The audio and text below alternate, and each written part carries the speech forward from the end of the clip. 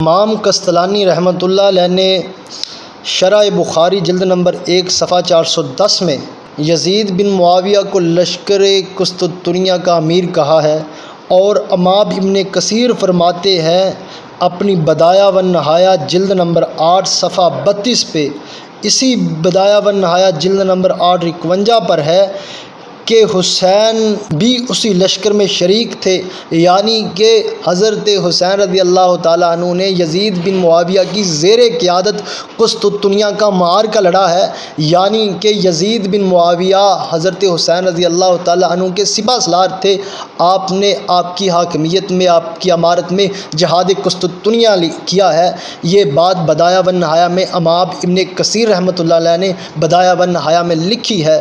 آپ کو حوالہ دے چکا ہوں، یہ حوالہ غلط ہو تو میں اس کا ذمہ دار ہوں۔ مزید اگر کسی چیز کی تحقیق کرنی ہو تو ہم آپ کے ساتھ ہیں، انشاءاللہ آپ کو ہر طرح کا جواب دیں گے۔